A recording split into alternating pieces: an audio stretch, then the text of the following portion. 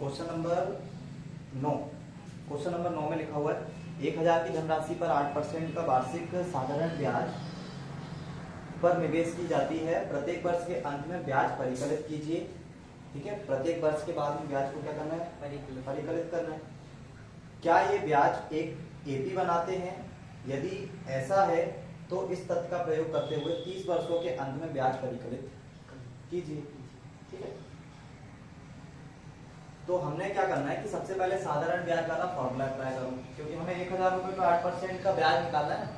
तो उसके लिए पहले साधारण ब्याज वाला फॉर्मूला अप्लाई करूं। साधारण ब्याज बराबर मूलधन, जिसको हम लोग P बोलते हैं, ठीक है, गुणा दर, जिसको हम लोग R बोलते हैं, गुणा समय, जिसको T अपॉन 100। कितने का निकालना है? 1000 रुपए का। कितने परसेंट की दर से? और एक वर्ष का कितना हो जाएगा? 80 रुपए, है ना। अब ये पहले महीने का ब्याज है। इसको उसने बोला है परिकलित करो, मतलब निकालो, अलग से निकालो। तो अलग से निकाल लिया, कितना आ गया? 80 आ गया। अब इस 80 को हर बार निकालना है, और हर बार कब तक निकालना? 30 साल तक। पहले साल फर्स्ट ईयर जब अपने को ब्याज मिलेगा, है ना, जब अपने को फर्स्ट ईयर में इंटरेस्ट मिलेगा, वो इंटरेस्ट कितना होगा? 80 रुपए, ओनली 80 रुपीज। लेकिन सेकेंड ईयर जब देखेंगे तो टोटल कितना हो जाएगा? थर्ड ईयर ये कितना हो जाएगा? थर्ड ईयर से मतलब पहले साल 80 मिला, अब दूसरे साल वो टोटल कितना हो गया? 160। तीसरे साल कितना हो गया? 240। और ऐसे ही उसने कितने सालों तक पूछा है इसको? 30 साल। 30 साल तक पूछा। तो डेटेड डैश 30 साल तक मतलब 30वां पद। 30 साल तक मतलब देखो, ये फर्स्ट ईयर में मिला है ना, और ये सेकेंड ईयर में। तो अब इसका रिलेशन फर्स्ट वाले से कुछ रह गया है क्या? नहीं रहा। फर्स्ट वाले के साथ इसका कोई रिलेशन नहीं रहा, इसलिए नहीं रहा। फर्स्ट ईयर में 80 मिले, सेकेंड ईयर में 80 मिले। देखो, साधारण ब्याज हमेशा एक फिक्स अमाउंट रहता है। जैसे कि 1000 पे अगर 8% से एक साल का 80 रुपए है, तो हर साल 80 रुपए ही मिलेगा, है ना। तो जैसे फर्स्ट ईयर में 80 ले लिया, तो सेकेंड ईयर में 160 मिल जाएगा। तो अब इसका रिलेशन इससे कुछ नहीं रहा। टोटल इसके पास अमाउंट कितना रहेगा? 160 ही तो रहेगा। और तीसरे साल इसके पास कितना रहेगा? 240। अब ये वाले से भी कोई मतलब नहीं रहा, क्योंकि अब ये 240 ही हमारे लिए वो पैसा हो गया टोटल 3 साल का। तो 30 साल का जो होगा ना, वो एक्चुअल में एक ऐसा नंबर होगा जिसका उसके पिछले वाले से कोई लेना देना नहीं रहेगा।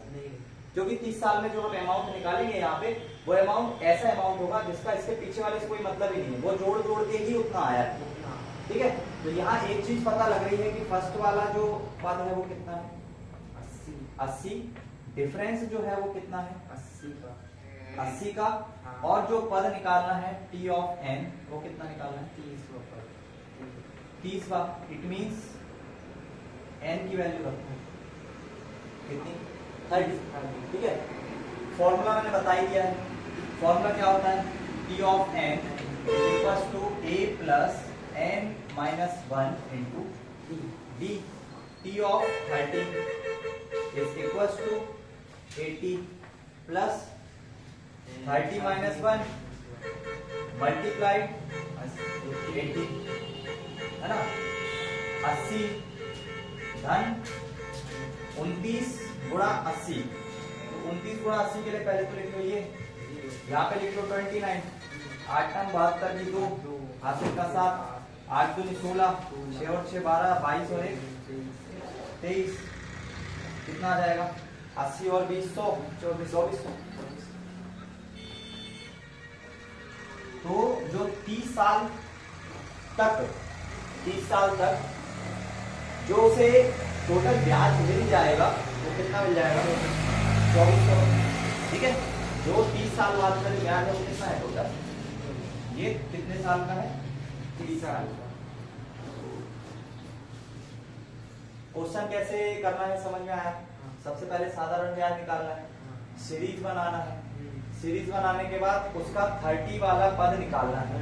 ठीक है, 30 पद निकालने के लिए n का वैल्यू कितना 30, a1 का वैल्यू कितना 80, d का वैल्यू कितना 80, इसलिए 80 क्योंकि हर साल वही साधारण ब्याज मिलेगा, 80 80 80 80 ऐड होता चलेगा। t ऑफ 30 निकालना है, पहला पद n-1 इंटू d। ठीक है, पूरा करो।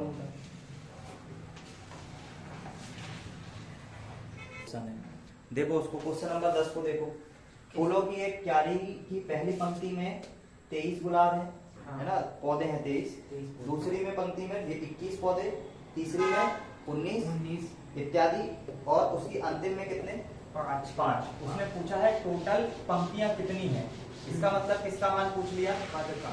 पद नहीं, पद तो दिए हैं भाई, देखो ना 5, लास्ट वाले में देखो 5 है तो पद तो दिए हैं। 21 है, सबसे पहले 23 है, फिर 21 है, दिए हैं उसने कितने कितने हैं। जो 5 दिया है वो सबसे आखिरी वाले के लिए दिया है। तो इसका मतलब है तुम्हें क्या निकालना है, टोटल क्यारियों की नंबर कितने हैं, नंबर निकालना है ना। जैसे पहला एक देखो, पहला क्यारी, इसके अंदर पूरे ऐसे करके 23 लगे हुए हैं। ये दूसरी क्यारी, इसके अंदर टोटल 21 लगे हुए हैं। ये तीसरी क्यारी, इसके अंदर 19 लगे हुए हैं, और ऐसे ही करते करते कहीं पे जाके एक क्यारी लास्ट है जिसमें कि 5 लगे हुए हैं। अब उसने पूछा है कि ये बीच में कहाँ गए, इनके कितने हैं टोटली, ऐसे करके ऐसी कितनी क्यारी हैं। अच्छा, ये तो नंबर ही पूछा ना कि कितनी क्यारी है, नंबर पूछा है ना। फर्स्ट में जैसे 23 है, दूसरे में 21 है, तीसरे में 19 है, चौथे में 5 है। तो ये तो उसने ऑलरेडी दे दिया कि ये पहला पद है, ये दूसरा पद है, ये तीसरा पद है, ये सबसे आखिरी वाला पद है ना। इसका मतलब ये फर्स्ट पद है, ये सेकंड, ये थर्ड, और ये लास्ट है ना। ये L वाला पद है। फॉर्मूला लगाते समय D की वैल्यू चाहिए होती है। फॉर्मूला सबसे पहले तो वैल्यूज निकाल लो। A1 की जरूरत पड़ेगी जो कि 23 है, D की जरूरत पड़ेगी मतलब डिफरेंस है ना, जो कि A2 माइनस A1 होता है। A2 माइनस A1 मतलब 21 minus 23 is equal to minus का 3 माइनस का T ऑफ n बराबर L बराबर A1 प्लस माइनस का 2 n माइनस 1 इंटू D। ठीक है, माइनस का कितना 2 हो गया। L की वैल्यू कितनी दे दी उसने 5, यहीं पे लिख देता हूँ L बराबर 5। A ऑफ 1 की वैल्यू 23, n की वैल्यू निकालना है, और D की वैल्यू माइनस का 2। 23 को यहाँ लेकर आओगे तो नेगेटिव में आएगा है ना, आएगा नहीं आएगा, 23 नेगेटिव में आएगा, और माइनस होगा तो कितना बचेगा 18, वो भी माइनस का 18 is equal to n minus 1 minus का 2। अब n minus 1 is equal to minus का 18 बटे माइनस का 2, कैंसिल 9, और n बराबर कितना, n बराबर 10, n बराबर 10। अब तुम Tn की वैल्यू निकाल लो। Tn की वैल्यू निकालोगे तो पता लग जाएगा लास्ट वाली क्यारी में कितने पौधे हैं। अगर तुम इसमें भी कंफ्यूज हो तो यहाँ पे देखो 23 से 21 हो रहा है ना, 21 से 19 हो रहा है, 19 से कितना होगा 19 से 17। अब ये तो अपने को पता है 17 होगा। ये कौन सा पद है, चौथा, तो देख लो एक बार।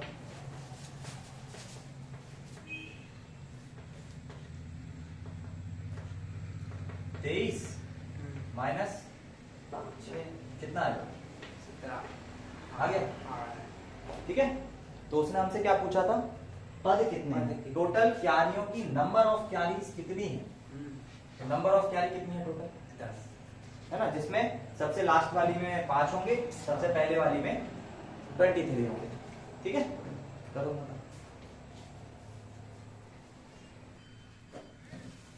आ जाओ। n पदों का योग, आगे वाली प्रश्नावली में कुछ भी नहीं करना, अब वो पूरी की पूरी श्रेणी बना के ही देगा है ना। अब इसलिए देगा क्योंकि उसको उस श्रेणी का पूरे जो नंबर दिए हुए ना, उन सारे नंबर्स को प्लस कर करके उसको ये पूछना है कि उन सारे जो पद हैं सारे आगे वाले, उन सब का योग कितना होगा, एडिशन उनका कितना होगा है ना। तो मान लो कि एक श्रेणी दी हुई है S करके, उसमें दिया हुआ है फर्स्ट वाला पद और इसमें हमेशा ये प्लस लगा के देगा क्योंकि इसमें क्या पूछना है, योग पूछना है। 1 2 3 करते करते करते आगे 99 प्लस 100, यहां तक ये पूरी श्रेणी है। तो ये पूछ रहा है 1 से लेकर 100 तक के जो नंबर है इनका सबका योग कितना होगा। अब एक तो उपाय है कि सब नंबर को लिखो फिर जोड़ना स्टार्ट करो। दूसरा उपाय क्या है, दूसरा उपाय ये है कि अपन वापस एक फॉर्मूला यूज कर लो, है ना। फॉर्मूला क्या यूज कर सकते हैं, इस पूरी श्रेणी को एक बार पलट के लिख लो, ठीक है। एक बार इस पूरी श्रेणी को पलट के लिख लो। तो s बराबर पहले 100 फिर 99 प्लस करके डैश और लास्ट में जाके 2 एंड 1, ठीक है। अब इन दोनों को क्या करो, जोड़ लो। दोनों को जब जोड़ेंगे तो ये हो जाएगी 2s हो जाएगी और ये 100 धन 1 है ना, इनका कॉम्बिनेशन बना लो 100 धन 1 फिर प्लस का चिन्ह 99 धन 2, ठीक है। ऐसे ही इसको आगे की तरफ बढ़ाते जाओ, ठीक है। यहाँ पे 99 के साथ कौन आ रहा है, 2 आ रहा है। तो यहाँ पे जब जाओगे तो यहाँ पर भी क्या आएगा, 99 के साथ 2 आएगा, 2 धन 99 और प्लस का चिन्ह 1 धन 100, ठीक है। अभी ये हम लोग प्रूफ निकाल रहे हैं उसका फॉर्मूले का, अदरवाइज हमको पता है फॉर्मूला क्या लगा है, ठीक है। इतना लगाने के बाद अब यहां से इन सबको जोड़ लो, है ना। इन सबको क्या करो, जोड़ लो। 100 धन 1 101, 99 धन 2 101, फिर इसके बाद आएगा 98 धन 3 101 प्लस डैश 99 धन 2 101 और 100 धन 1 101 बराबर 2s, ठीक है। अब ये 101 ये कितनी बार होगा अपने पास टोटल, 100 बार ही होगा, है ना। क्योंकि ये और ये दोनों आपस में जुड़ गए तो पूरा एक पद बन गया, ये और ये आपस में जुड़ गए तो एक पद बन गया। फिर ये और इसके आगे वाला पद जब आपस में ऐसे करके ब्रैकेट में लिख देंगे तो ये पूरा एक पद, ये पूरा एक पद, और ऐसे ही करते करते ये पूरे के पूरे, वैसे तो देखो ये और ये मिला के टोटल बनेंगे 200, है ना। लेकिन हम क्या कर रहे हैं, उसको एक साथ लिख रहे हैं। और एक साथ लिखने का फायदा क्या मिल रहा है कि अब इसकी जो काउंटिंग है वो टोटल कितने इसमें पद आ जाएंगे, टोटल 100 पद आएंगे, है ना। 100 बार आएगा ये पूरा का पूरा, ठीक है। और ऐसे भी ना बोलो तो भी डायरेक्ट ऐसे बोल सकते हो 100 धन 1 101 पहला पद, 99 धन 2 101 दूसरा पद, 98 धन 3 तीसरा पद। ऐसे करते करते 1 धन 100 वो लास्ट में जाके 100वां पद निकलेगा जो कि 101 ही निकलेगा, ठीक है। तो ऐसे करके टोटल ये जो पद आएंगे कितने आ जाएंगे, 100 पद आ जाएंगे। तो इसका मतलब है ये जो 101 आ रहा है ये कितनी बार आ रहा है, 100 बार आ रहा है, 101 आ रहा है। और ये वाला 2 इसके बर्थडे में भेज दिया, 2 से इसको काटा कितना 50 और इसको जब 50 का गुणा करेंगे तो 0 लिखेंगे फिर 5 लिखेंगे, कितना है 50। तो अब देखो ये श्रेणी थी, इस श्रेणी में फर्स्ट वाला पद पता था कहां से स्टार्ट हो रहा है, और ये पता है कि आखिरी कहां पे हो रहा है ना। तो इसके लिए डायरेक्ट फॉर्मूला अप्लाई कर सकते हैं n/2 a प्लस l, ठीक है, n/2 a प्लस l।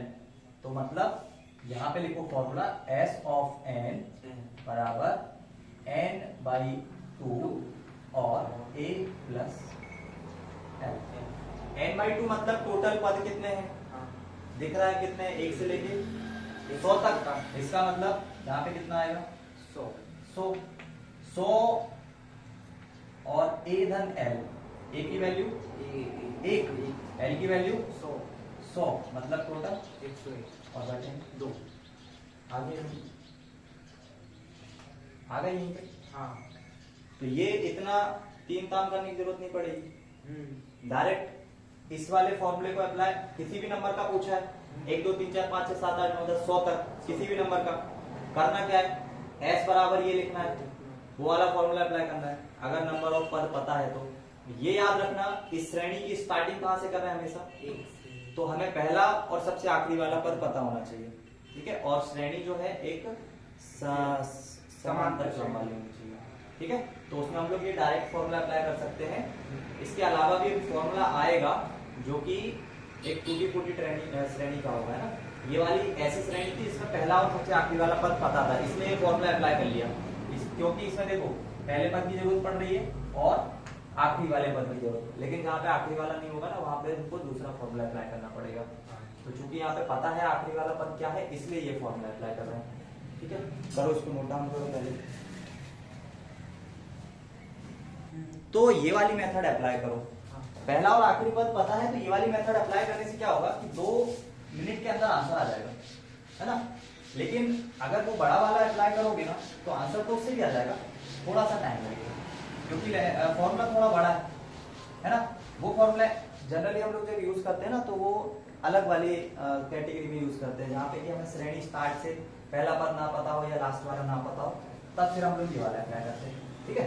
अब जैसे कि जो श्रेणी होती है ये बनी होती है पहला पद, फिर दूसरा जो पद होता है वो a प्लस डी का कॉम्बिनेशन होता है, तीसरा जो पद होता है वो a प्लस 2d का कॉम्बिनेशन होता है, और चौथा जो पद है वो a प्लस 3d का कॉम्बिनेशन होता है चौथा पद, लेकिन लिख 3 की कैटेगरी में रहेगा। और लास्ट वाला जो पद है a plus n minus 1 into D category का। n वाला जो पद होगा इसको हम लोग जनरली पढ़ते क्या है an, ये n वाला पद है तभी इसको a plus n minus 1 into D लिखा है। ये चौथा पद है इसीलिए इसको a प्लस 3d करके लिखा हुआ है, क्योंकि t of 4 is equal to a plus n minus 1 into D, ठीक है। तो ये जनरली हमारे पास एक श्रेणी आएगी जिसका हम लोगों को क्या करना है, योग निकालना है। और यहाँ पे ये a s लिख के दे रहा है, इसका मतलब है योग, नहीं तो ap लिख के देगा। अगर कोई पद निकालना है या मान लो कि किसी पद की वैल्यू निकालना है तो उस समय वो हमें यहाँ पे ap लिख के देगा, बट s लिख के दे रहा है, इसका मतलब ये हमसे योग पूछ रहा है, ठीक है। s बराबर हमें पता लग गया, s बराबर पता लग गया। इसके बाद यहाँ पे जो फर्स्ट वाला पद है, फर्स्ट वाले पद के लिए तो हम कुछ नहीं लिख सकते, सेकंड वाला जो पद है वो एक्चुअली में दूसरा पद है या नहीं है, दूसरा पद है ना। हाँ। और या इसको एक काम करो, इसको उल्टा करके लिख लो, जैसे कि अभी वो 2s वाला किया था ना, वैसे इसको उल्टा करके लिखो। उल्टा करके लिखोगे तो क्या लिखोगे, इसको a plus n minus 1 into उसके साथ क्या d, फिर जो इसके बाद वाला पद होगा a plus n minus 1 n minus 2, या लास्ट वाला जो इसके पहले लिख भी नहीं सकते यार, इसके पहले वाला पद होगा n माइनस 1, यहाँ पे आएगा n minus 2 into D. Critical बनाने से अच्छा है डेल्टा डैश लगाओ, यहाँ पे आ जाओ, सबसे सेकंड वाला लिखो ad और उसके बाद लास्ट वाला, यहाँ पद तो आएगा। और मैं बता रहा हूँ जैसे कि ये n वाला पद है तो इसके जस्ट पहले n माइनस 1 वाला पद होगा, और यहाँ n माइनस 1 की जगह पे जब n माइनस 1 रखोगे तो यहाँ वाला जो पद आएगा वो a plus n minus 2 into D करके आएगा, ठीक है। समझ रहे हो नहीं, क्योंकि सबसे लास्ट जो उसकी लिमिट है वो कितनी है n, तो n से जस्ट पीछे क्या होगा, n माइनस 1 ही होगा, और n माइनस 1 होगा, इसका मतलब है कि n माइनस 1 n की जगह पे n माइनस 1 रखेंगे तो वो n माइनस 2 बनेगा, ठीक है। तो ज्यादा लोड मत लो, वो तो ठीक है, n माइनस 1 यहाँ पे तो n माइनस 2 n माइनस 3 ऐसे करते करते सो ऑन चलेगा। वापस से ये फर्स्ट इक्वेशन बन गई, ये सेकंड इक्वेशन बन गई, दोनों को क्या करेंगे, जोड़ लेंगे। जोड़ने में क्या करेंगे, ये और ये दोनों को जोड़ेंगे तो 2a बनेगा प्लस n माइनस 1 इंटू ये पहला पद, फिर इसके बाद जो दूसरा वाला पद होगा वो भी सेम बनेगा। क्यों सेम बनेगा, क्योंकि हमें बनाना ही है ना उसको। अभी भी इसके पहले क्या किया था, 101 101 101 ऐसे बहुत सारी श्रेणी बनाई थी, 101 कितनी बार, 100 बार। तो अगर पहला पद मान लो ये बन गया, इसको और इसको जोड़ने पे यही बनेगा, a और a जुड़ सकता है, n माइनस 1 वैसे का वैसा रहेगा, d वैसे का वैसा रहेगा। दूसरी बार जब जोड़ोगे तो वापस से a और a जुड़ जाएंगे, है ना, तो कितना 2a, और यहाँ पे n माइनस 2 के साथ d आएगा, जब उसका अंदर मल्टीप्लाई करोगे ना तो यहाँ पर भी n-1 के साथ d ही बचेगा। ठीक है, अब थोड़ा सा देख लेते हैं, क्लैरिफाई करते हैं कि कैसा क्या होने वाला है। यहाँ पे इस वाले पद को छोड़ दो, किसको, इसको छोड़ दो, क्योंकि ये तो हो गया किसके साथ, इसके साथ। अब हमारे पास जो दूसरा पद आएगा है ना, दूसरा पद क्या आएगा, a प्लस, देखो हम जोड़ने का काम कर रहे हैं और इसके बाद जो मैंने पद बताया है तुमको वो बताया है a प्लस n माइनस कितना 2, दूसरा पद ना, ये पहला तो हो गया, इसके बाद का जो पद आएगा वो कितना आएगा n-2। समझ में आ रहा है ये n-2 क्यों आएगा?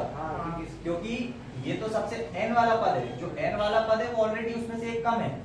n-1 वाला जो होगा वो ऑलरेडी n-1 की जगह n- कितना होगा 2 होगा।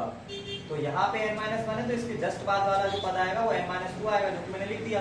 अब तुमको ये बता रहा हूँ मैं कि ये फर्स्ट टाइम तो ये दिख गया directly, a plus a 2a होगा, उसके बाद n-1 इंटू d हो जाएगा।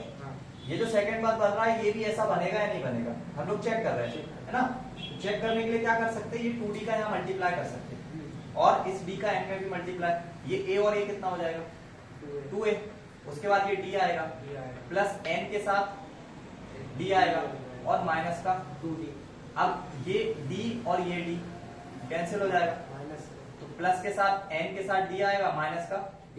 अब d कॉमन ले लोगे, तुम देखो 2a plus n-1 into d बन गया। तो किसी भी पद को ऐसे आगे तक चलाओगे तो वो लास्ट टाइम तक यही बनेगा, है ना, इसके अलावा कुछ नहीं बनेगा। ठीक, समझ गए? अब इसको मैं ऐसे ही डेल डेल डैश कर दूं प्लस लगा के, और लास्ट में जाके यहाँ पर भी यही वाला पद लिख दूं 2a plus n-1 into d। अब ये पद कितनी बार आएंगे, अगर ये वाला पद n टाइम्स है तो ये वाला पद भी n टाइम्स ही होगा, और दोनों को जोड़ लोगे तो भी ये n टाइम्स ही रहेंगे। क्यों? क्योंकि हम दो का कॉम्बिनेशन लेके चल रहे हैं। तो ये पूरा जो श्रेणी है s यहाँ पे लिख रहा हूँ, n टाइम्स आएंगे ये तो n लिख दिया, ये बटेगा 2, फिर 2a n-1 इंटू d। ये बन गया सेकंड फॉर्मूला, जिसको भी अप्लाई करते तो भी आंसर आ जाता। ठीक है, और यहाँ पे हम लिखते हैं s ऑफ n, ठीक है। ये सेकंड फॉर्मूला है जो कि योग का है, समांतर श्रेणी के पदों का योग, उसका फॉर्मूला। ठीक, समझ गए? हाँ, चलो नोट डाउन कर लो और फिर क्वेश्चन करते हैं।